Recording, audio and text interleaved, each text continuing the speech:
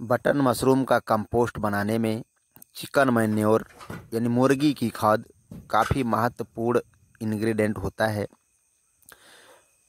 Compost बनाने के लिए हमें चिकन मैन्योर का कलेक्शन कब करना चाहिए और ये हमारा किस तरह का होना चाहिए, धान की भूसी का, लकड़ी की बुरादे का या बालू का, और इसे हम कितने प्रतिशत तक कंपोस्ट में डालते हैं।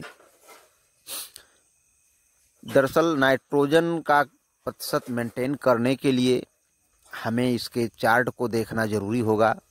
Chicken manure light and wet के हिसाब से 2%, 2.5 से लेकर 3.5% तक नाइट्रोजन प्रतिशत इसमें होता है।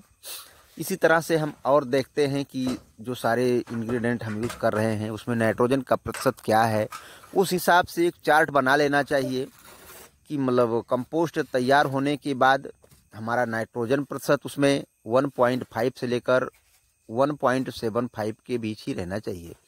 इसके नीचे होता है तो भी तमाम सारे फंगल इन्फेक्शन होते हैं, अगर ऊपर होता है तब भी तमाम सारे इन्फेक्शंस होते हैं। उसका डिस्कस हम बाद में करेंगे।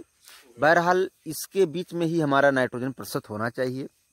ये कंपोस्ट हमारा काफ़ी अच्छा बनता है, उत्पादन भी काफ़ी अच्छा होता है, बीमारियों से बचने के चांसेस भी 99% होते हैं। तो चिकन मैन्योर हमें जब कंपोस्ट बनाना हो उसी टाइम कलेक्ट करना चाहिए। ये हमारी धान की भूसी का ही होना चाहिए, बालू और लकड़ी के बुरादे का बिल्कुल भी नहीं होना चाहिए। और बरसात के पानी में तो बिल्कुल भीगा नहीं होना चाहिए। होता ये है कि मुर्गी फार्म वाले बरसात के पहले ही इसको बाहर निकाल देते हैं और जानकारी के अभाव में हम इसे बाहर पड़ा हुआ ही देख करके और कलेक्ट कर लेते हैं। तो ऐसा बिल्कुल भी नहीं करना चाहिए, क्योंकि उसमें फंगल इन्फेक्शन के चांसेस 100% होते हैं, जो कि मतलब बहुत काफ़ी नुकसान पहुंचाता है। एक फ्लैश के बाद हमारा दूसरा फ्लैश उसमें आता ही नहीं है और तमाम सारे नए ग्रोवर्स सोचते रहते हैं कि हमारी क्या कमी हो गई, कुछ दिखाई नहीं देता। वो सारा चिकन मैन्योर के कारण ही होता है। इसलिए चिकन मैन्योर का चयन करते समय बहुत सावधानी बरतनी चाहिए।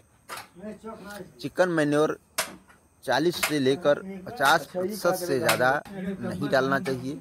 ये हमारे नाइट्रोजन कंटेंट का जो चार्ट होता है उस पर निर्भर करता है कि हम 30 डालेंगे, 40 डालेंगे या 50 तक डालेंगे।